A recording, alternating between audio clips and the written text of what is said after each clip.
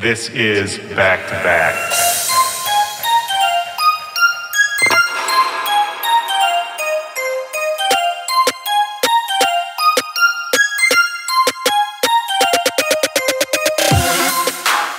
Yo, what's up, Back to Backers?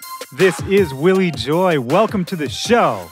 This is Back to Back. You know what it is. This is my podcast. This is my show. Thank you so much for joining me. And my guest on the show today, I'm actually really excited about this. My guest is Will Runzel. And some of you might not have heard of Will Runzel, but I'm going to tell you why, and I'm going to tell you exactly why you need to know him. Will is the first artist manager that I've had on this show so far. And Will, along with his partner Steven, are the head of Prodigy Artists. And they manage artists like Joyryde, NGHTMRE, Rickyxsan, Slander, their new project, Benny Main. These are big names, heavy hitters. And people can argue with me, but I would say managers are probably the most important component of an artist's team. If you think of an artist's career like a human body, say the artist is the brain, the manager would be the nervous system. So the brain has a thought, has a need, a desire. It's the nervous system that carries that thought wherever it needs to go, communicates with whatever part of the body it needs to talk to get something done. The manager is basically there interfacing with all the different parts, all the different people. And for an artist, once you find a good manager, it's an irreplaceable part of what you do. And Will is a good manager. He's a great manager. I've known him for a really long time. We go way back. Will's actually played a lot of different roles in the industry. We're going to get into that in a little bit. But before we do, if you are in the Twin Cities, I'm going to be in Minneapolis this Saturday, October 7th, playing a show at Canterbury Park. So bring a light jacket, and we're going to have some fun out in Minneapolis. Real quick, let's read some email. Today's email comes from Manveer, and Manveer says, "Love your podcast. Huge fan." Thanks, buddy. He goes on to say, "I'm currently a 21-year-old bedroom DJ, and I too want my name in shining lights one day." Yeah, been there, ma'am. He says, "I have a little bit of piano training, the old my mom made me go piano classes, and I have a rudimentary understanding of Ableton, but no understanding of sound design. Basically, where should I start? What should I do? Is there a game plan?" Manveer, you have asked the million-dollar question, and there really isn't one right answer here. If you're just starting off and you have a lot of passion but no direction, you don't know where to direct all that energy, here's what I think you should do. Keep it very simple at the start. You got Ableton? That's great. Stick with Ableton. Learn everything about Ableton. Don't worry about lots of extra plugins. Don't worry about crazy sound design. Just learn the basic tool. Ableton or whatever DAW a starting producer wants to use, that's your toolkit, that's your roadmap, that's your everything. So you got to know that in and out. One great trick that has definitely come up on the show before, and I always mention to people, is take one of your favorite songs, a song that you think is just the best, and sit down and try to recreate it. You might not know how, you might not even get close to being able to recreate it, but that exercise is going to teach you a lot, not only about how to use the software, but also about how to write a good song and what goes into a solid arrangement, what goes into building momentum, the peaks and valleys, the energy of a song. All of that, you can learn a lot just by studying your favorite works. And the second thing I'll tell you, man, is YouTube is your friend. YouTube is your best friend. There's so much information for free on the internet. Hop on there and search for things like Ableton Beginner's Tutorial, Getting Started with Ableton. There's going to be so many tutorials you'll find. There's as many hours in the day as you can spare, there will be tutorials and people to teach you things online. It's going to take a long time. It's going to be frustrating at first. You are going to feel like you don't know what you're doing. And honestly, everything you make for at least the first year is going to suck. It's true for everyone. It's not anything about you. It's nothing personal. It's hard to get good at making music. And the only way to do it is to be bad at making music for a long time. Hop on YouTube. If you got some friends who are into it, if you can rope anyone into it, that's going to accelerate your process. And at the end of the day, man, especially when you're starting out, just have fun. Don't worry about anything. Don't get stressed out about anything. Just have fun, create, and that's it. No expectations other than enjoying yourself. If you have a question, a comment, a thought, an insult, a dad joke, a high-level physics problem, anything, I want to hear from you guys. Email me at backtobackpod@gmail.com. I love talking to everyone who listens to the show. I really am getting into this reading emails on the air thing. So send me questions. I will read them on the air if I like the question. Even if I don't read it on the air, I respond to everybody who writes. If email's not your thing, you can also slide into my DMs, Twitter, Instagram, Snapchat, Facebook, everything. You can reach me at Willy Joy. I accept questions, comments, nudes, semi-nudes, and even the occasional fully clothed, tasteful picture. You know, as long as you really put some effort into it, you know, good composition, all that. But really, I love hearing from you guys. So hit me up. Let's talk. All right. So for today's conversation with Will Runzel, I was really excited to do this. Will is a pretty incredible guy. He's worked in a lot of different areas of the music business. He's done promotions. He's done talent buying. He's dabbled in a little bit of booking. And now he's found, according to him, his true calling, which is artist management. And, you know, in a very short time, he and his partner, Steven, have built a powerhouse little management agency. And from talking to Will, you guys will be able to tell this immediately. This dude is hungry, he's ambitious, and he just never stops. He's a maniac, and I mean that in the absolute best way. Everybody has a Will Runzel story. Will and I go way back to Chicago. Back when he was booking shows, I mean, he's booked me in probably 3 different states over many years. And for us both to end up out in California and to see him particularly just going so hard, really succeeding on a major level, you know, it just makes me happy. It's you like to see when good people win. From talking to him, it's pretty obvious this was not a coincidence. This was not just luck. This was an awesome conversation, and I think you guys are really going to dig it. I'm going to shut up because I want to let him do the talking. This is me and Will Runzel from Prodigy Artists, back to back. Let's go.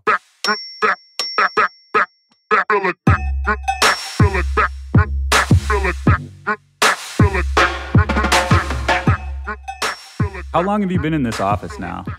This office, about a year. We were on Beverly. We were on Wilshire, like a block from my house, a little bit farther east. We've been bouncing all over the place. It's a small company, so it's been a wild ride, you know? Yeah. Well, when did you form this particular company? Because I know you've had a bunch of different companies over the years. Yeah. This one was formed as #JukeLife at EDC in 2014. So we're just past our 3rd year. It's now called Prodigy Artists. My partner is Steven Haddad. We have our general manager, Marta Trapella. She's excellent. And we just hired Steven's assistant, Sonia, and we have 1 intern, and that's the whole company. That's pretty fantastic, man. I mean, you guys are doing big things out here, and to me, it came as a little surprise, but I think to a lot of people in LA who maybe didn't know you as well before you came out here, you guys seem like you're still the newcomers on the scene, shaking things up. Is that how you feel at this point? Or do you feel more established by now?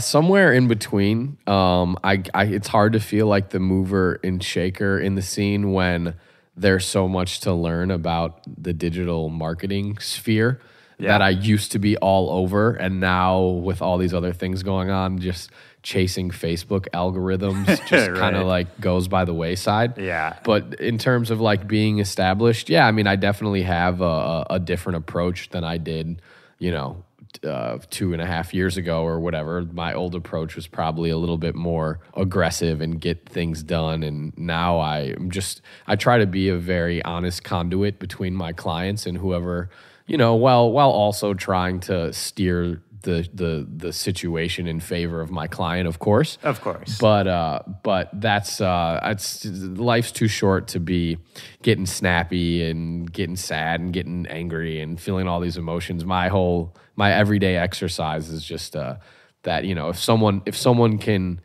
affect my emotions, then they in essence have control over me. Right. And I don't like that. So I'm not really trying to be in any scenarios where I'm upset or I'm, and of course it happens, I'm not a Obi-Wan Kenobi or anything like that. But I definitely, compared to like when I was younger, it's few and far between now. Well, so let's take it back to when you were younger because, I knew you back in those days too. Oh, yeah. And even before I knew you, are you from Chicago originally? Yeah, I'm from Evanston, Illinois. Okay. So first suburb north of Chicago. But right. Yeah. And when you were growing up, you got a big family out there? Yeah, I got 6. I'm the oldest of 6 kids. What was growing up out there like for you? Was music a part of your life as a child? Oh, yeah, completely. My whole entire family half of them are like classically trained pianists. Oh, wow. My grandfather on my mother's side, Charles Cavallo, was the composer for the Chicago Symphony Orchestra. We always took piano lessons when we were young, but honestly, it wasn't really an interest of me. When I was in high school, even before that, I think around like 3rd or 4th grade, I got like super obsessed with hip hop music. And also even through that, like Led Zeppelin and reggae music and Steve Miller Band and Pink Floyd and all that stuff.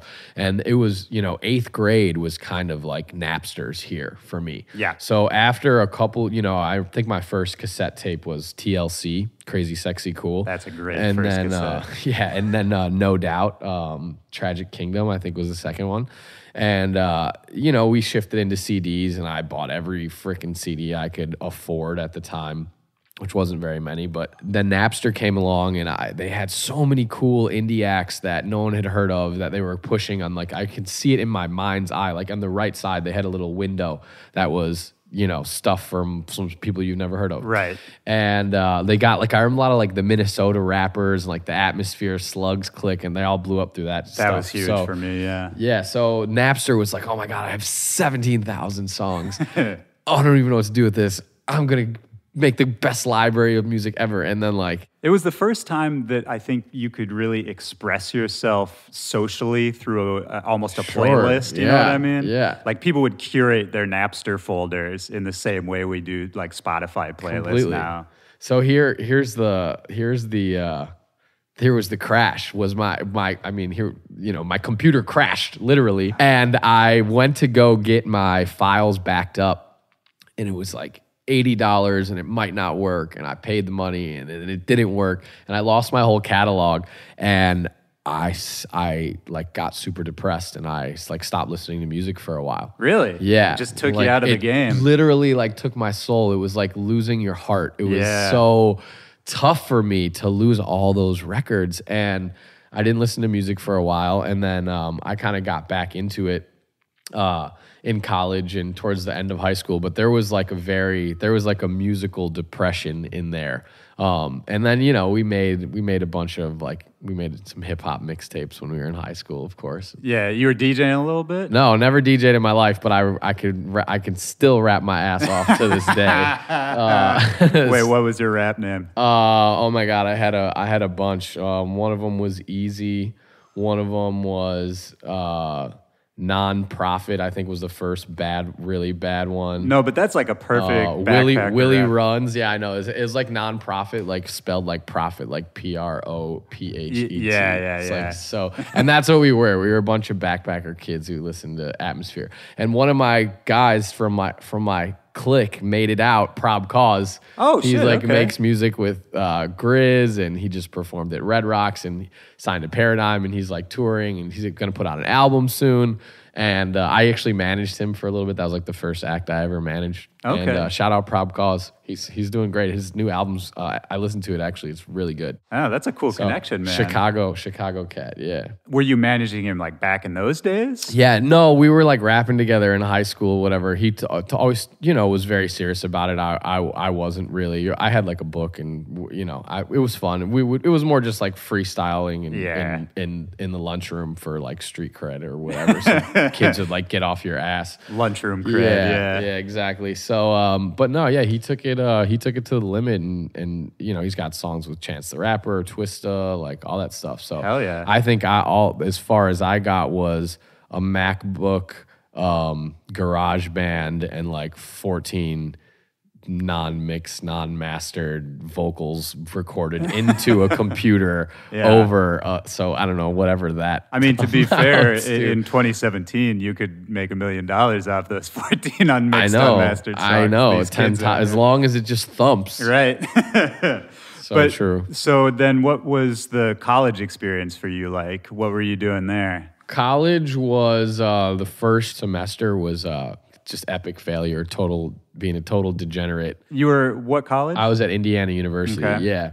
I was always a good student in high school. I was always like on the honor roll, and but when I got to college, I don't know, I thought it was going to be easy. It wasn't. So almost flunked out, got my shit together. I was studying sports telecommunication. I had like a radio show, and I was calling basketball and football games.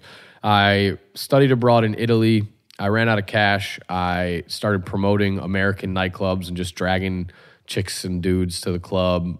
In Italy? In Florence, Italy. While I was studying abroad, I made like 200 euros a week, and that like helped me pay for things and like got free drinks and stuff like that. So was that that was the first thing I ever did in the industry, in so anything related to events, music, anything. How did that even? So I mean, set the scene a little bit. All right, set the scene. I got it. So you run out of money. Oh my God! So I can set the scene pretty epically here. So I went with 5 guys that they were like bar friends from Indiana University. They weren't real friends. They were just guys that I saw at the bar, and we were drunk, and we were like, "Oh, you're going to Florence?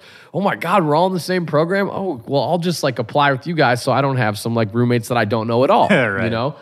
They're like kind of like they weren't my typical sort of friends. They're kind of like meatheads, and we walk in on the first day, and we're in this like gorgeous house on the Arno River, right by the Gold Bridge. I forgot what the heck it's called. And it has like 15-foot high like ceilings, doors. There's like all these gorgeous paintings. Like it's unbelievable.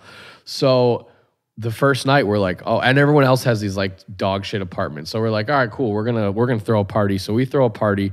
The program, because guys like males just are like struggle to get their visa together, they're always just like mostly chicks. So we would throw these parties. It'd be like 30 girls and like the 6 or 7 of us or whatever. So we'd go to the club. Dream, yeah, these dudes would like pop Xanax, do cocaine, buy bottle service, and I don't have enough money to buy one drink, let alone drugs. So I'm sitting there sober at the club, being mooching, grabbing a drink or two. And my mother is Italian as well, and she said that to be visibly drunk, it's called malady. It's like called a sickness, So she's like, look, dude, when you're at Indiana, fine, go have a great time and get messed up, but don't do that in Italy. It's disrespectful. Right. So I was just kind of that like sober-ish fly on the wall, and these guys were getting and spending a ton of money and bringing a bunch of girls with them. So they were like, dude, just bring your clique, to wherever we say, and then we'll teach you how to succeed in this industry, how to drag, to make new contacts, et cetera, et cetera. So they were really like street smart dudes. One of them was this Romanian dude named Gigi. I'm friends with all of them to this day. I'm going to see him in Amsterdam and at ADE. Tyler Poggi from Chicago. He's got dual citizenship, owns a couple nightclubs out there. And they were just really street smart dudes. And they were just taught me how to like just network with humans. And I was already a very social dude. I grew up in a very diverse environment and can get along with different types of people and all that. So, to just like kind of segue, how did I get to Los Angeles? First of all, that exhausted me. So by the time my semester was over, I did it for another summer, and I was just like, it sucked the life out of me. It was very superficial, and it Right. just wasn't my thing. So Well, I mean, talk a little bit before we get go there. ahead. Yeah. Ask away. Yeah, just about, I'm always interested in sort of the first time people step into the industry, the first time you get a little money from it.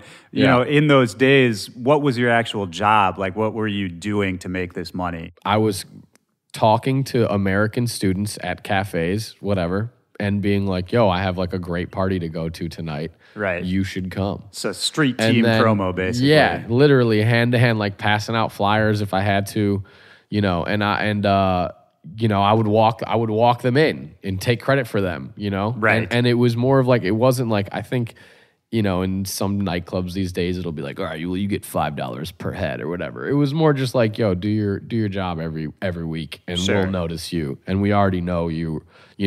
I already kind of had like a built-in, who I was bringing or whatever. So And did you like doing that? Did you find that you were good at it? yeah, I was absolutely good at it. I'm a very personable dude, and it came with free drinks. So like I was partying really, pretty heavily. Yep. Which is fun when you're in a foreign country and And you're college age. and That's you're the dream. 21 years old. Yeah. Yeah, exactly. So Did you come away from it thinking that this could be something you do in the future? yeah, that's what happened. Yeah. So- So then you come back to college, and what happens then? Yeah, so I just realized that like Jerry Rice and Terrell Owens were going to be taking my sports jobs. So I was like, all right, I'm just going to start a small business. So started an agency first, quote unquote, signed a bunch of acts, pitched them to all the bars in town. Basically everyone said no to me. And, but this one guy, I told him about what I was doing in Italy, and he was like, well, dude, it's a 700 cap club. We get 50 people here on Saturdays. Like, take a stab at it, Sure. So we passed out a bunch of flyers that weekend to the Wisconsin-Indiana tailgate, and half the kids who showed up went to Wisconsin because they just wanted to keep partying, Right. And we booked Isaiah Thomas's son, Zeke Thomas, and he was playing mashup. He was playing electronic music in Bloomington, Indiana, which was predominantly hip hop and country, Right. and rock, Right. Sweet Caroline, stuff like that. What year is this? This is approximately? 2007. No, this is 2009. Oh, wow. Okay. That's when I was a senior, 2009. Did I DJ in Bloomington while you were at school there? Because I played Yeah. a bunch of college parties. Yeah, you did. Interesting. That's how I knew you from, and that was so I did a couple parties at Indiana and like had like a big failure music festival, and I think the second show I ever booked was Digitalism at Lincoln Hall. It was a Lollapalooza Chicago. after party, and we were like, yo, and it sold out, and we were like, yo, we got to get like a really lineup that's going to say like, yo, we're Chicago's own, and we're the real deal, and this is Chicago electronic music. And of course we had to get Willy Joy. My man. That's crazy. That's yeah, so and funny. Michael Wing in Midnight Conspiracy was on it. And, right. Now Autograph. Now Autograph. Yeah, I mean, it was a big lineup Yeah. for looking back on it. It's so funny, man. I had totally forgotten about that night, but now that you say it, I remember it clear as day because I remember walking up the stairs and meeting you for the first time. Yeah. You're sitting down. as I do. But what I remember from that night is that I was closing the night. I was playing after Digitalism, Yeah. and they didn't want to stop DJing. No, that's typical Digitalism. They never want to stop. Yeah, which, is you're the headliner, you do what you want. I get it. But I think at a certain point, you and I basically we went on stage and we're like, you have to stop. Yeah. You guys are done. Which really wouldn't be done in these days, but... I've done that before. But then I went on and, man, I remember that now. It was a really fun show. Yeah, it was a party. Man, you're bringing me back. I love it. So back to Indiana for a minute. I mean, we're moving a mile a minute. You talked about you threw a festival that failed. Yeah. Tundra Music Festival. We had Drake confirmed. He tore his ACL on a stage in Toronto. Drake. 2009. You go look that up. And we ended up with like Jadakiss, Shwayze, Jeremiah, right after Birthday Sex came out. Mm-hmm. This is right after Best I Ever Had came out too. So right. we had Drake for 10 grand, and then he was 50 plus so anyway, it rained for 6 days before the event and ended up getting canceled, and I lost all this money. I lost all these investors' money. Was that the first time you lost? That was like big like that? Yeah, it was like the most like gut. That was the worst day of my life. Up until that point, I had worse days after that, but Right. that was the worst day of my life up until that point. I mean, it was the most promoting in general, gut-wrenching experience of ever. course. And promoting in general, to me, I used to throw a monthly in Chicago, very small time. I remember it. Yeah. I mean, it was a big thing for the culture, I guess, but it wasn't a big deal as far as attendance and money and all that. And even that small little thing stressed me out so much. Oh, yeah. I was never good at it. Promoting was never my skill. And then I see people who do it on the big level. You talk about throwing a festival that fails. That's my worst nightmare. Oh my God, it was terrible. I just can't imagine, man. I give a lot of respect to promoters. I think they have one of the hardest jobs in our industry. So how long were you promoting before you started moving into other areas? I ended up doing tours with Mike Posner. After that, I got hit up by Russell Marcus, and we ended up doing the first Midwest tours for Mike Posner, Big Sean. You were booking these tours? Yeah, booking, promoting them. We would do Indiana University, University of Illinois, Michigan. I remember all the venues too, like Majestic Theater in Madison, the Blind Pig in Ann Arbor. I love all Kent those places. Stage in Kent, Ohio. The Blue Note in Columbia, Missouri. The Granada Theater in Lawrence, Kansas. That was my little network. Sure. And the last tour I did was with Steve Aoki. He asked me to move to Los Angeles to become an intern for him. I just showed up super over prepared. I made flashcards with all the information from his company. I had all these PDFs from marketing events in different cities that I was sending kids, and I had all this infrastructure built. And I just showed up really over prepared, and they put me in charge of marketing pretty quickly. And then at DimMock? At DimMock, yeah, at DimMock Live. They put me in charge of marketing pretty quickly, and then I begged them to let me book the shows. And a couple months in, I was the booker and the head of marketing. And I did that for 11 months. We debuted Zed, Dylan Francis, Iggy Azalea, The Magician, Anna Luneau. That's pretty huge. Flume. Pretty huge, man. Yeah, a lot of firsts in those DimMock years. Well, I remember when I went to play DimMock Studios, I don't know if you booked it or not, but I definitely booked you at DimMock Studios two times at Oh, least. yeah, no, I played Maybe there a few times. Yeah. But I still very much remember the first time. I think you had one of the only DimMock residency offers. I think we sent you a 3-show offer one time. I think you did, actually. Yeah. But for me... Willy Joy is a hell of a DJ, folks. Let me tell you. But it was crazy for me because I don't know if I really knew that you were full-time in LA, and I still remember seeing you in the back room of DimMock Studios and just being so stoked. I don't think I'd seen you for years at that point. Yeah. And I don't know, you just ran over, and I love seeing people from back in the day do well, Thank you. Absolutely, man. Dude, that was such a fun time, man. I love reminiscing about those years. You're talking about all these big debuts, big first shows for a lot of artists. Any particular stories pop out in your mind off the top of your head? Bauer. Yeah, Bauer. We debuted Bauer's first show, and first LA show. Yeah. I don't know if these are these people's first shows, but these are their first Los Angeles shows for sure. And I won't say who it was because it's actually a really nice guy, but the headliner, Bauer, was a support DJ. Okay. Right. And he was 75% billed. And there was a guy above him who's got an awesome label. He's a great producer. He's been in the game forever. And he performed second, and everybody left when Bauer was done. And he was furious. He was so mad. And that was one of the very few times where I literally booked a support act. Everyone came for the support act. And I think maybe that only happened one other time ever. Yeah. I can't even think of the other time. I'm sure it happened one other time. But yeah, that was wild. That was a good one. So when Steve Aoki brought you out to LA, did you know him before you had booked this Midwest tour for him? No. Steve and I didn't even really get along. He was... Really? No, he got along with my business partner, Matt Jenks, a lot better than he did with me. And at 3 o'clock in the morning in Iowa City, Iowa, on the last night of the tour, he was like, "Who put this together?" And I was like, I did. Was he bummed to be like, "Oh, no, that guy"? No, he was like, "I'm really impressed." These are the exact words. "Who put this together?" I was like, "I did." He was like, "I'm really impressed. Would you like to come work for me in Los Angeles?" And what was your impression yes. of him at the time? I thought that he was just a very hardworking, strange genius of a dude. I mean, he's there's no one else on planet Earth like Steve Aoki. I'll tell you that right now. Yeah, of I've course. never met anyone who worked harder. I've never met anyone who had more ideas.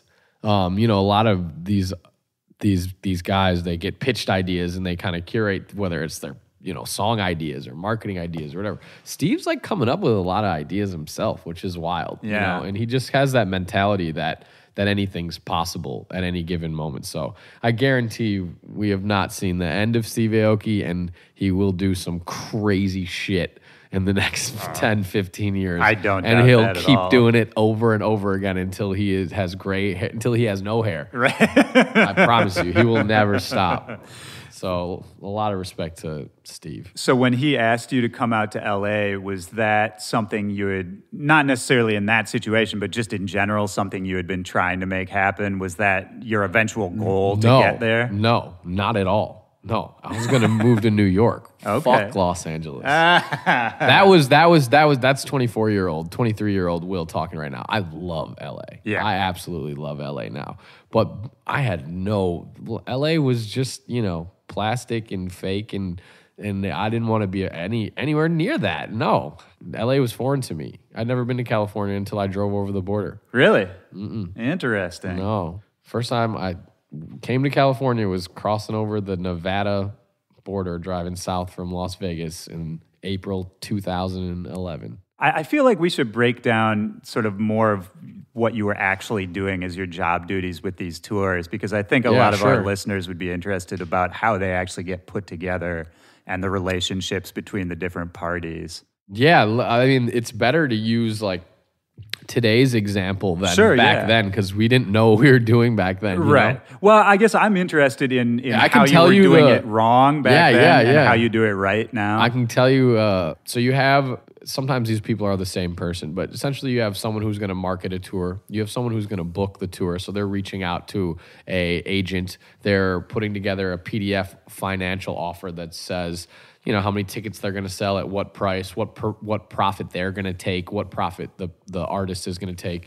You want to come as professional as possible, and you're sending offers to these agencies. So, some of the mistakes we were making back in the day was just like leaving out information, or the one that I'm kind of like famous for. That's a strong word. But the one that all of my old bosses make fun of me for is how I'll rephrase that, is when I was at NGHTMRE. Mind you, I had just come off of 2 years of running my own business, so I did not know what I was doing.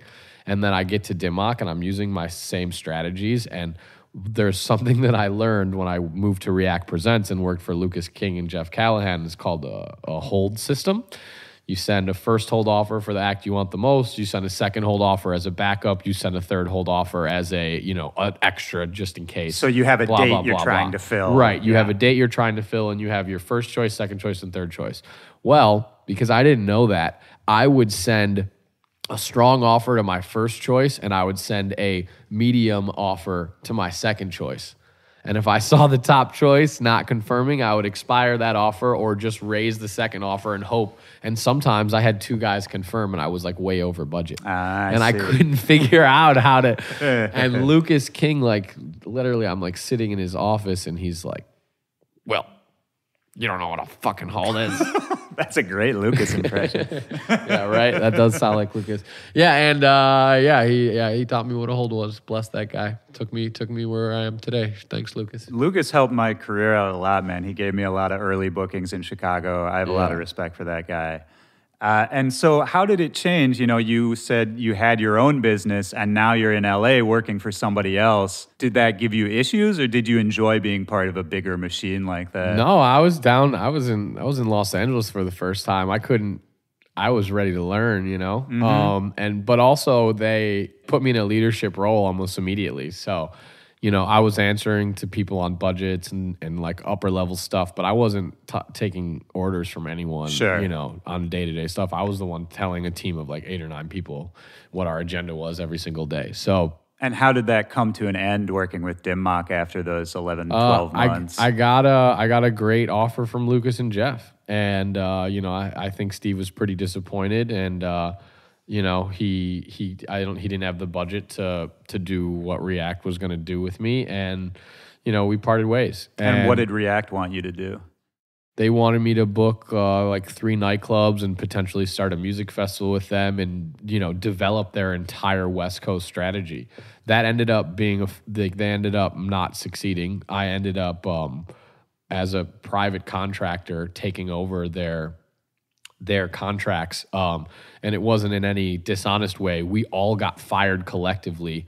And for a week, I thought about moving back to Chicago and booking Concord Music Hall, and Lucas graciously offered me that position. And then a week after we were all fired and I was sitting without a job, they called me back and just offered, you know, they saved themselves some cash because everyone was getting paid. So they just paid me directly. Then I became the marketing director. So then I was just kind of like a nightclub guy under my own company. And then I worked for LED Golden Voice for like 6 or 7 months before I got completely overwhelmed and they fired me. Oh, is that right? Yeah. Were you just trying to do too many things at once? Yeah, I mean, it was actually like I always tell the story of getting fired from that job. I got fired from both of those places in pretty hilarious fashion. So let's go through it. Let's do it. I got fired from LED Golden Voice.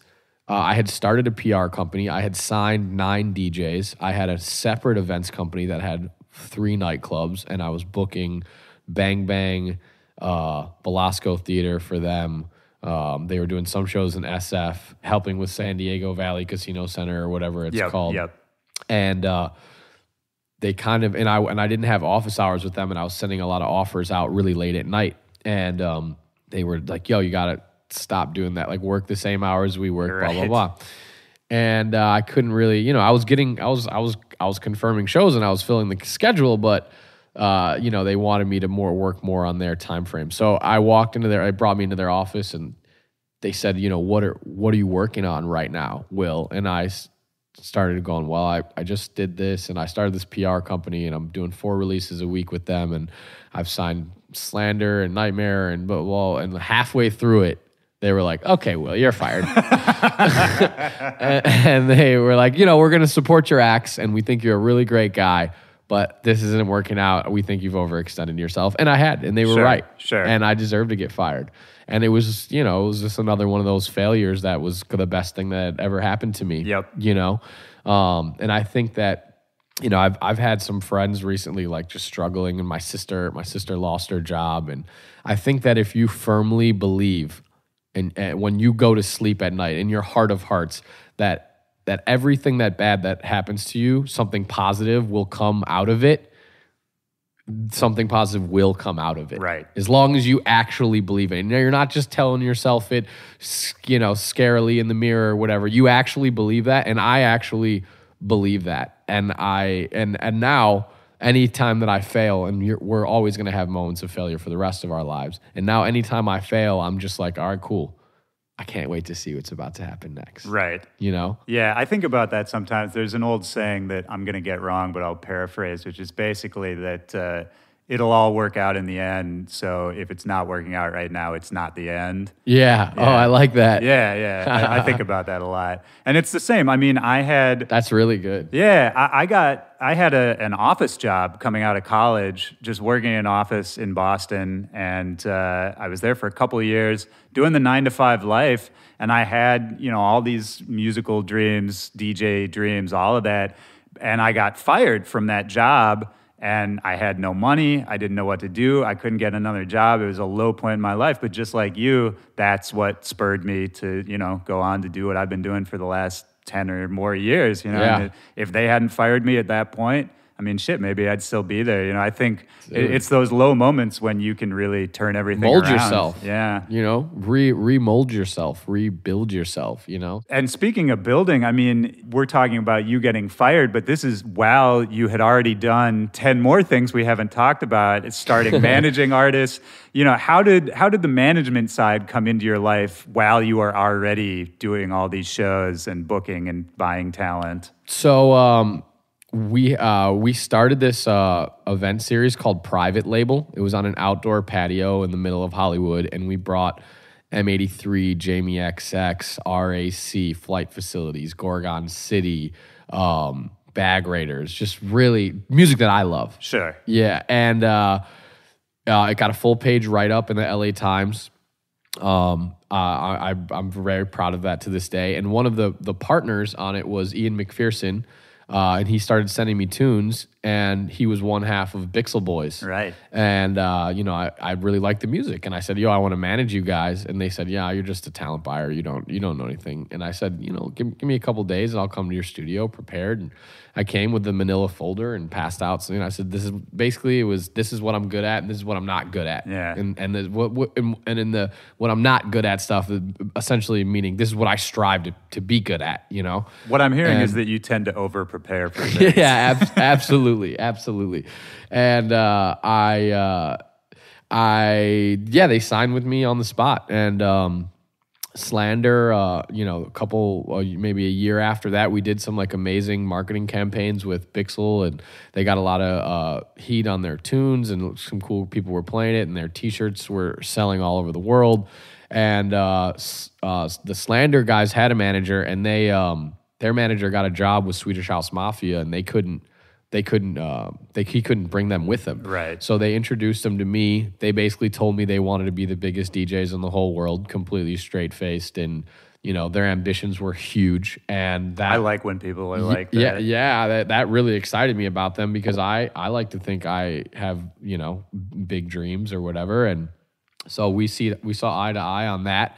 And they signed with me the next day, and Steven Haddad and I started working on a management project together, Bobby Puma, and he was trying to sign Nightmare, and I was like too busy to sign Nightmare. And then on the way up to EDC, I heard the Jiggy remix, and I was like, and he was like, dude, let's just like put our companies together. He had Nadia Ali at the time, and then we put our companies together, and from there we chased Nightmare. And ended up signing him, and Jerry Folk and Bearson were some other signees we had. They left in a partnership, both great producers whose music I really liked. I was sad to see them go, but also ended up, because that sound didn't turn into any, something huge. It also kind of turned into a blessing, another failure essentially that turned into a blessing. Nadia Ali, more or less retired. She's been in the game for 15, 16, 17 years. So she took some time to herself. She still has some amazing music under unreleased right now that I hope she puts out one day. And so moved into management, and that's when I was still at like React. So the LED Golden Voice firing came after this. Okay. I started a PR company because Spinnin' Records kept asking me, like, who does your PR? And I was like, I do it myself. Right. And they were like, all right, well, we'll pay you to do ours. And I was like, what? I was like, oh my God, more money? You have to imagine, like, when I mean like more money, like at this point in time, like I was scraping together every dollar from every corner that I could find. And I had just lost a salary, right, in the job that I got fired from too. So it wasn't like extravagant pay or anything like that, but it was a couple more chips. Yep. And I was ready to pick those up. So yeah, I stretched myself super thin. I still do PR for my guys, but that company is now defunct, Juke Life PR. And collective talent buying, my buddy Chris runs the whole thing, and my day consists of about 97% management stuff, 2% 2% talent buying, 1% the stuff that I write about, and a little bit of fantasy football mixed in there. That's a very thorough summary. Yeah. I feel like I know minute to minute what you're doing. That's great.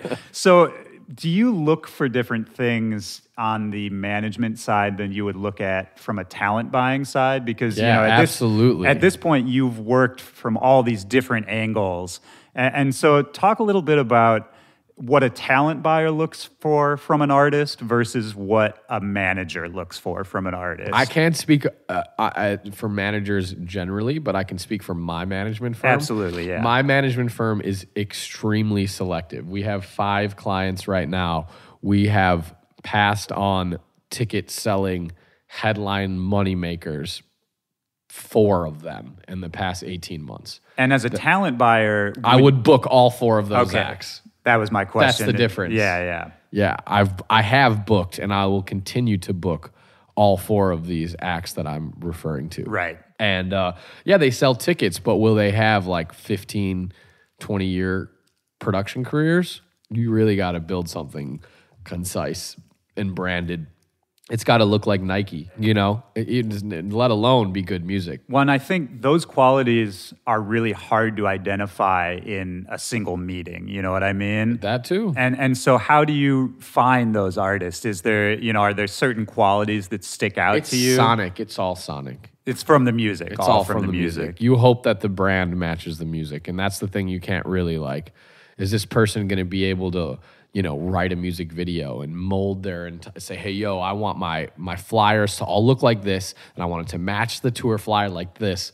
You know, I won't name names or whatever, but I have clients who literally do everything, give direction on, and I have clients who go, yo, Will, I really like your ideas. Right. And I'm building that creative for them. Sure. You know, and connecting their brand. And trust me, I like it both ways. Like I have great fun, you know, using the platform to show my creativity with my, you know, via my clients. And then it's really fun when you have someone who knows exactly what the heck they want and they kind of look at you like, oh yeah, Will, your ideas. That's cute. Cool. Yeah. That's cute. Yeah. Anyway, so let's do it like this, you know, so, which is great. It's really cool. Those are guys that I learn from every day, you know? Sure. Yeah. Is Joyryde like that? He's a guy. Hell yeah. Joyryde directs his own music videos, writes his own music videos, produces his own music videos, pays for his own music videos, does all his own art, designs, like everything is, that's his gift, is that he wants to be the guy who designs the clothes, the logo, and is in charge of the sales team at Nike. You know what I mean? He wants his hand in everything because he feels that kids resonate with authenticity. Even if his tour is promoted late because he didn't get something, it's in charge of him to get the whatever, he's ready to take those lumps. It's crazy. How did you start working with him? How did you discover him? That's a great story too. Let's get into it, baby. All right, so Ghastly and Nightmare introduced us to his music, and we were just like, we loved it personally. I do too. I just love it. I think he's a special artist. It's so great. So Steven called him, I think it was August 6th, 2015, I think. And August 6th, 2015, called him, didn't even tell me. We know when we know, you know? Yep. So didn't even tell me, calls him. It's like, yo, dude, you know, I want to sign you. I think you're amazing. Can you take a meeting? Blah, blah, blah. He's like, he's from London. He's like, mate, will you help me with this Def Jam sample? I got to get cleared. And like, I'll give you, you know, whatever the payment is for it. Steven was like, nah, dude. Like, we build families. Like, we want you to be a part of our family. And he was like, nah, mate, I don't want a manager. I'll talk to you later. We were like, fair enough. We were like, okay. So a couple months went by, and we had the opportunity to sign a touring act. I ended up not liking the music and not believing in the future of the project. My partner wanted to see the touring numbers, so we went to the agent to who we were very close with, who was also Joyryde's agent. So Joyryde had an agent but not a manager. And in the middle of that meeting, we kind of flipped it and we're like, yo, can you get us a Joyryde meeting? And he was like, yes, I can. So we sat down with him at John and Vinny's. He hadn't slept in 3 days. He was like building a studio, and I call him the fifth element. He's a crazy person. And his agent goes, look, guys, he just sat down with all the biggest management firms over the last 3 weeks. They flew him to New York. He's like, don't tell him what you're good at. Just tell him you like his stuff. Because he's just been pitched, you know, like that Entourage episode where like he keeps going to every agency and they go, McDonald's, Mercedes-Benz, we're going to make you a brand. Right. Well, so he was just kind of like, he thought they were kind of Kmart, whatever. So we sat down, we told him he loved his stuff. And I go, dude, you got to understand, like, I'm a big hip-hop head. I love that you put hip-hop samples in all of your tunes. And, you know, I swear I can name all of them. And he was like, bull fucking shit, mate. And I was like, you know, he was like, I'll just tell you the most obscure one. I was like, you know, in your track Flow, he's like, this brother shaky like he got Parkinson's. That line, he says the N-word, but he's like, right.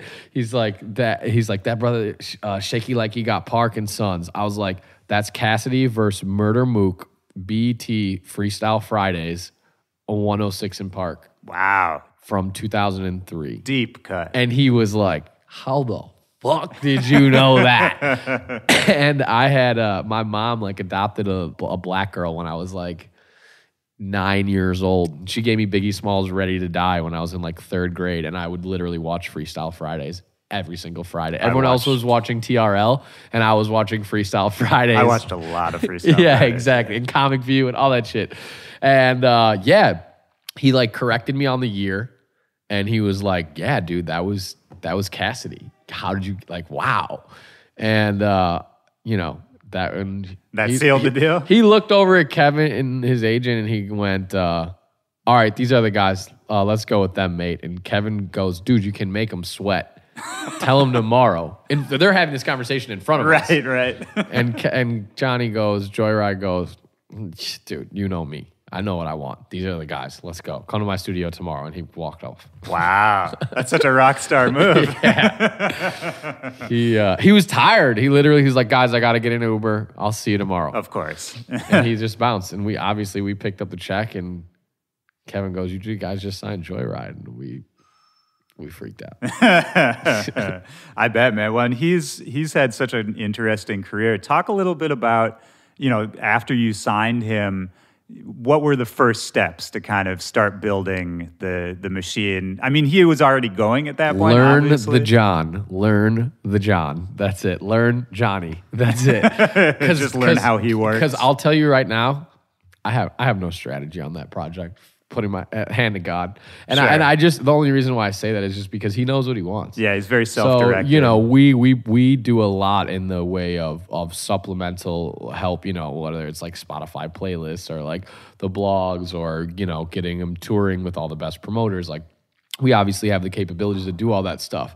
But in terms of me being like, all right, Johnny, here's what we're going to do. Like, don't get me wrong. Like, I had a grandiose plan and it unraveled about halfway, right. Which I was proud of. But of course, most plans don't go to plan. But my plan was to debut him in Australia and to have him come out in the United States after that.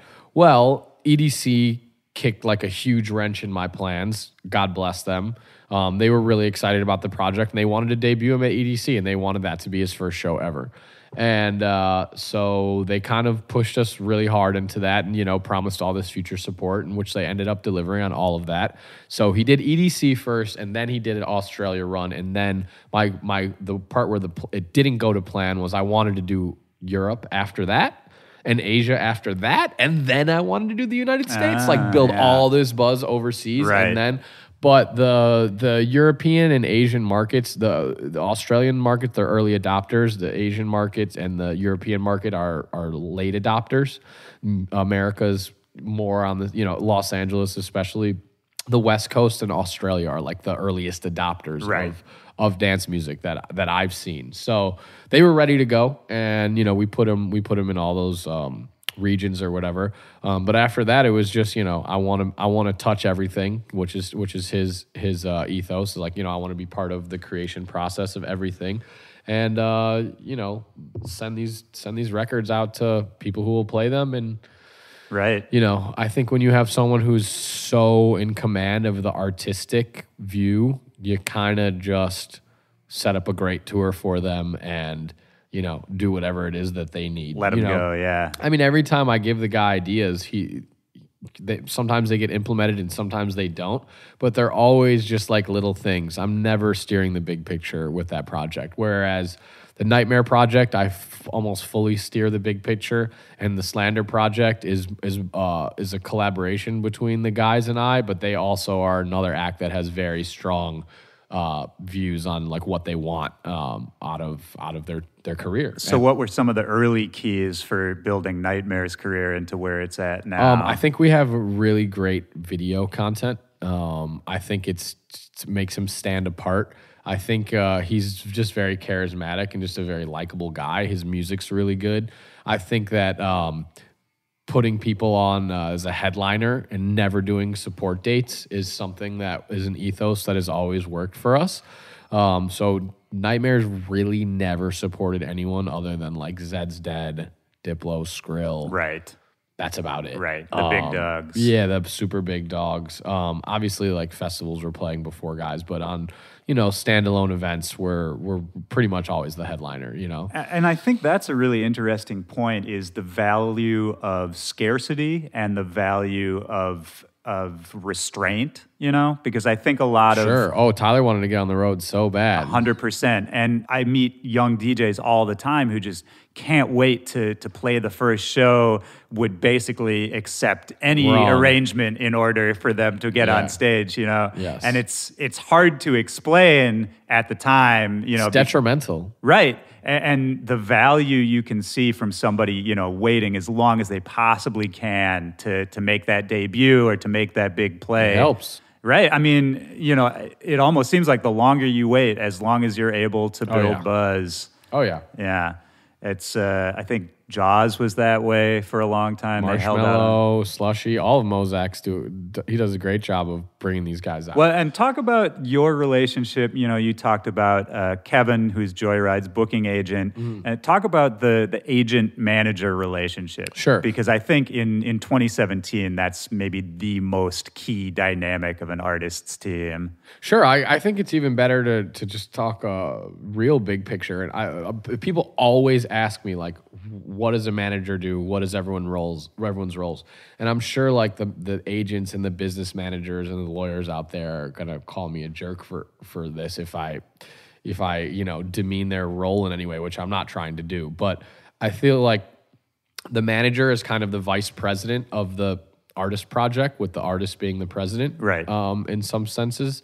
And then everyone else's role is really specialized, and you have to know a little bit about everything. So you've got your lawyer who's handling the contracts, you got your business manager who's counting the money and paying the taxes, you've got your booking agent who is bringing all the offers, and then you're discussing with your client whether or not you want to take the offers in this region or that region, or this competing promoter or this competing promoter. You have the tour manager who's going on tour with the act, who's just basically their assistant on the road.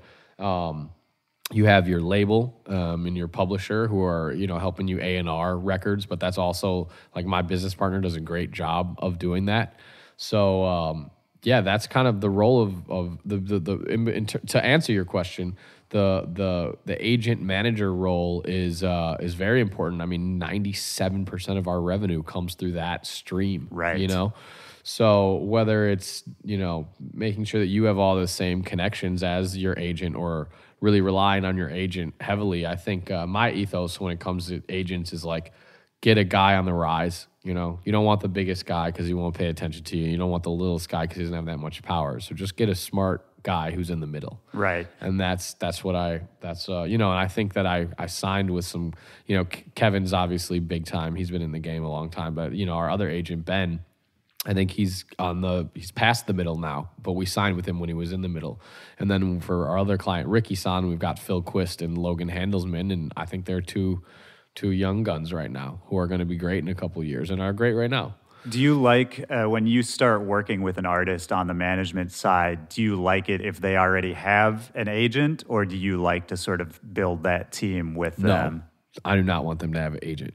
Okay, you want to be there first. Yes, because there's only like 7 good agents. Right, yeah. Total. Which is a crazy thing to say considering how many DJs there are. Or considering that there's 55 agents. Well, yeah, that too. I hope I don't get heat for that, but you guys suck.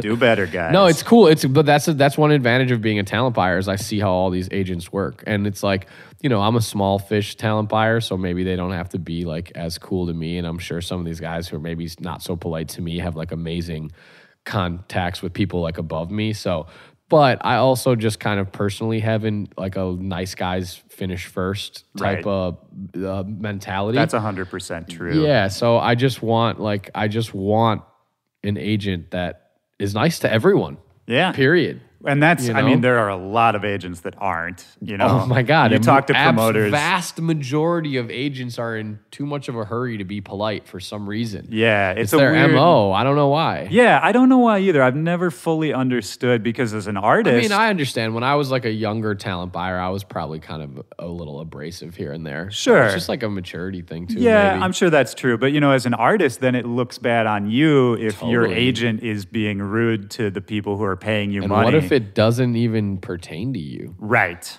What if you just have an agent who's a jerk and he's a jerk about the other guys on his roster, and then they go to book a Willy Joy show and they're like, oh, that guy's a jerk. Yeah. And I've had times I've shown up for shows and Like, your agent's an asshole. yeah, not my current agent, but yeah, past agents, I've definitely had that issue from time to time. And happens. you always feel bad because as an artist, you have nothing to do with that. No. But it at the end of the day All you comes can back do to you. is say, I'm sorry. So at what point do you think an artist needs a manager? When does an artist need a manager? When does an artist need an agent? When an artist, they need both of those things the day they start their career, you know, but it's not about like, I mean, you don't need an agent. You need a manager the day you want to like make music, but you don't have the luxury of that. So that's not realistic. You know, it's You really more, think they need it right away? I mean, it's nice to have someone to like bounce ideas off of. Is it a Well, sure. necessity? No. Is it? No, I guess needs a strong word there. But I guess to more like answer your question, I would have to be effective in getting a good manager is probably where we should steer the Sure. question. And to do that, Plenty of you bad kind of managers want out like there.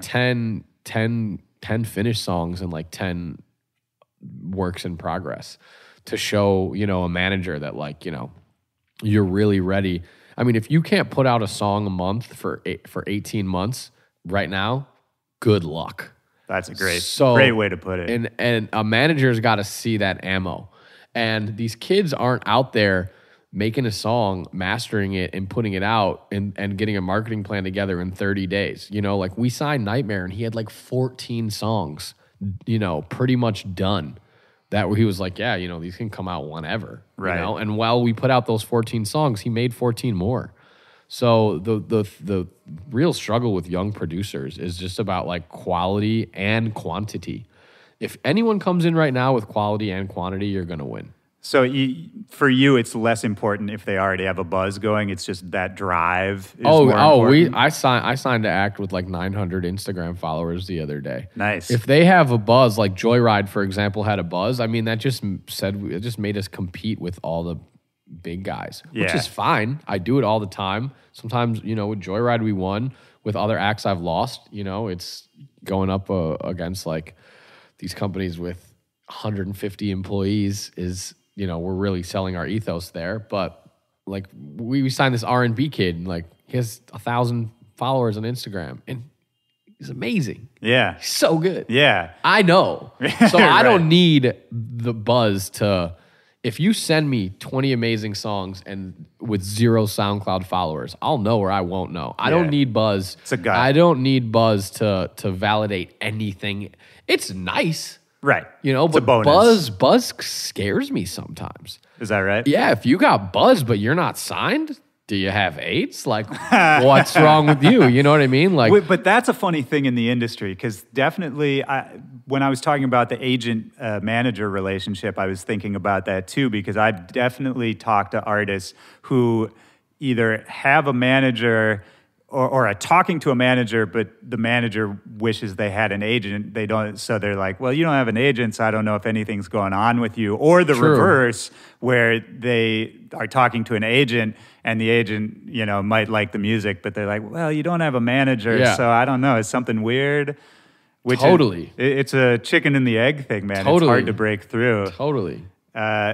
And I guess, If someone just hits me up and they don't have an agent, I'm like, there's no buzz on you. right. You know? The What's difference is as a talent buyer, you don't listen to the music. Like you listen to the music, you definitely listen to the music, but you don't like I won't, like I thought that Big Wet Branches song, Turn Up for the Weekend, Right. was going to be like a ubiquitous, like make it to radio, crazy buzz, viral, Still might, you never know. I love that song. totally might. That's the crazy thing about radio. But, you know, it's every day it becomes a longer shot. Right. You know? And I don't think I haven't checked its Spotify numbers yet, but I don't think it was like, it didn't seem like it was trending as like a hit song when it first came out. So that's why as a talent buyer, I like kind of put a couple, as a talent buyer, you can't really bet that the music's going to hit. But as a manager, you can bet that the music as a whole is going to hit. Right. All the time, on like Slander records or whatever, I'll be like, yo, this is the hit. And then like the song that comes out right after it'll be the hit or whatever, right. And you're like, but you knew that you at least had like 8 good records. Sure. And that there was, so identifying the hit is something that we always try to do. And you just are always surprised when, and sometimes you're right, you know? Yeah. Being right is a good feeling, but I'm the same way. I can never predict which of every time. I don't think anyone can, by the way. Yeah. I think these A&Rs that get paid $400,000 a year and like the biggest salaries in that pace, in that job description, I think those guys don't even know. Oh, sure. For every Rick Rubin makes bad music every once in a while. 100%. Like, and for every pop star who, sells 10 million records, they also put out 5 other singles that didn't do that great. Completely. Yeah. We're in the age of completely disposable music. You can put out bad music these days. Right. And people are just like, okay, it's like you didn't put anything out. Basically, yeah, because like the internet forgets the next day anyway. Yeah, exactly. So that's interesting that I guess it sounds like the management is where you can put your passion and the talent buying is business, strictly business. 110%. And that's why I do the management stuff and I hired someone to do the talent buying stuff. Sure. Because I don't have a passion for it anymore. Well, and you're a passionate guy, man. I mean, I've been in clubs with you. I have a very clear memory of an artist you used to manage. I'm not going to say the name, but we were in a club together. You had just started working with the guy. We had had a few drinks, and we were literally in the club, and you were screaming that this guy is the future of music. The good old Will Runzel nightclub pitch. Right. No, it was very much a nightclub pitch. The classic doing business past 10 p.m. Yeah, no business after 9. I learned. I that's my new motto. But that's why I love you, man. I think that's why you're a successful dude. Is that passion just shows through to the point that sometimes maybe you don't even. People are annoyed. Yeah. No, I wasn't annoyed. I was definitely charmed. had guys at music festivals, like really big agents or managers, look at me in the eyes, like put their hand on my shoulder and be like, turn it off. Are you able to do that? And I'd be like, okay, I will. So, I mean, at this point, man, you've done it all. You've played a million different roles in this industry. You've had a giant management roster that's now been cut down to a smaller roster. What's next for you? What's the next goal you're chasing? I want to get into urban music. That's where my get back to your roots. That's where my roots are. Yeah, exactly. You know me. So we signed a R&B kid from Toronto, and I've listened to every single rap album that's come out the past 18 months, and I could listen to a dance song in 8 seconds and know if it's going to be a big artist or not. And now I'm getting to that point where I'm listening to guys' voices or girls' voices and really deciding, is this going to be a seminal talent? Because I remember the first time I heard Kendrick Lamar, I was like, 4 bars in, I was like, this dude's going to be huge. Right. He just got that, even like Lil Yachty, if he gets some better writers, like that dude just has a voice that'll last 20 years. I think Yachty's incredible. Yachty's voice is so good. So, it's a part of my blood. It's definitely in my blood. It's definitely something that I have a passion for. So, I have a huge passion for dance music though too. And I'm really impressed and I really enjoy all the music that my clients are still putting out. So it'll just kind of be, and it'll be beneficial to the dance guys too, getting in that realm. Nightmare's got, actually I can't say the names, but Nightmare's got some really big hip hop features. Yep. Coming up on his EP. So just getting more friendly in that world, I think will just make us more dynamic managers. And those worlds are becoming hybridized more and more. Yeah, it's party music. It's pop music. Yeah, it's all the same. Yeah. I mean, It's what club used music. to be underground dance producers are now making 2017's pop hits, right? 100%, yeah. Is that something you think your artists could get into, or an avenue you'd like to explore, producing for other pop artists? Oh, they do it singers? already. Yeah, they do it already. But I think just even just trap music is become a conduit through its tempo to become pop music. 100%. So that's why 128 stalled out. I think like festival trap is like kind of like peaked, but in terms of just like trap music, it's just such an easy pivot into pop. And, Chainsmokers, for all intents and purposes, to me, are a pop act, but they're a pop act in the trap genre. 100%. Yeah. I mean, they're maybe the most successful pop act to come out of our little And it's trap scene. music. It's not house. If you want to just break it down into like, it's not dubstep. It's not house. It's not deep house. Right. It's trap. Yeah, It's pop, but pretty it's much. trap. Yeah. I mean, and that's the world they came from. They were Yeah. DJs first It's before just like they were electronic, producers. music to a slower tempo than, Yeah. the 20 years of house that came before it. Right. Well, and it's always weird to me when people get mad at an act like the Chainsmokers, or there's a million others we could name just for having that mainstream appeal. I think it's great. Yeah, it's incredible, man. It only brings more attention. Even if you're a purist who hates the Chainsmokers, them doing well is still going to bring more attention Totally. to you, more ears for Totally. whatever underground thing you're doing. Yeah, they make people, you can like dance music. If you like Chainsmokers, you're going to be open to liking dance music. 100%. And I like the Chainsmokers. I like Chainsmokers too. Yeah, I like them I a like lot. all their singles. They're so good. Yeah. And like we were talking about on the car ride over here, like it's the hardest thing in the world is to write a pop song. Yeah, Period. yeah, man. The power of simplicity, if you can get it down to where 1 million people love your song, most people can't do that. 1 million people buy your song. Yeah. And you're still running a huge touring agency too, like a talent buying agency. Yeah. Which I didn't realize until you were telling me No about one does. that. Yeah. No, I try to keep it, Chris runs it. I don't run it. Sure. So I got someone else to run it for me. That's why I'm just like the silent guy on CC who's like helping call the shots, but like Chris really knows what he's doing. He's a beast. So, but yeah, I mean that's why stop doing anything ever? Will Runzel, why stop doing anything ever? And I just mean that in the sense that if you can train people to, I'm not the smartest dude in the world. I can go find someone. We can cut this money up, and I'll make less money, but I'll do less work too. Right. And he does a great job, and he's really solidified himself in this industry. And I get to see what all my competitors, how much money they make, and Yeah, a lot that's of true. different I didn't even markets, think and about that. You can keep tabs on it from these the guys get sad sometimes.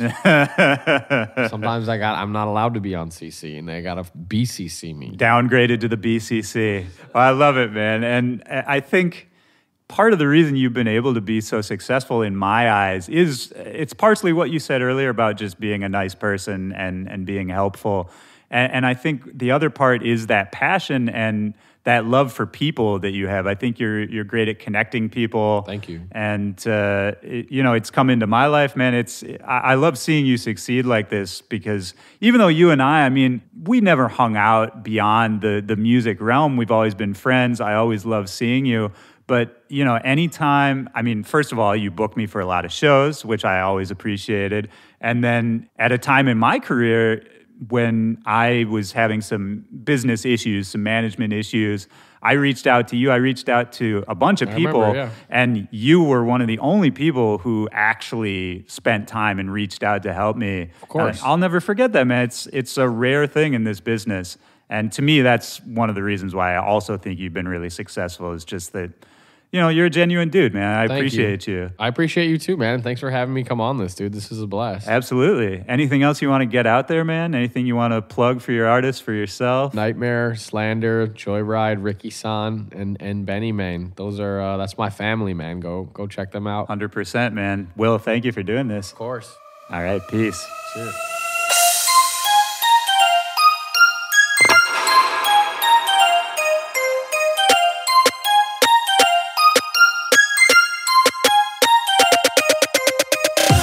All right, that's the show. I want to thank Will so much for sitting down with me to record that conversation. Will, man, you're a longtime friend. It was just really good to reconnect and sit down for this talk. Every time I get to see you, dude, it's a pleasure. To all the listeners out there, all my back-to-backers, I hope you enjoyed that. So much in there to process. So many good thoughts from one of the young pros in the industry right now. And hey, if you like this episode, or if you hated this episode, or if you just think that I have a stupid voice and you want to let me know that fact, I want to hear from you. Email me at backtobackpod@gmail.com, or you can hit me on Twitter, Snapchat, Instagram, Facebook. at Willy Joy on all social media. I want to hear from you guys. I want to read what you write on the air. I want to respond to it. I just want to grow this little community we're building. It's really starting to feel like that, and I couldn't be more appreciative of you guys being here for this journey. So that's it. Back to back. Week 21 is in the can. My name is Willy Joy. I'll talk to you guys next week. Peace.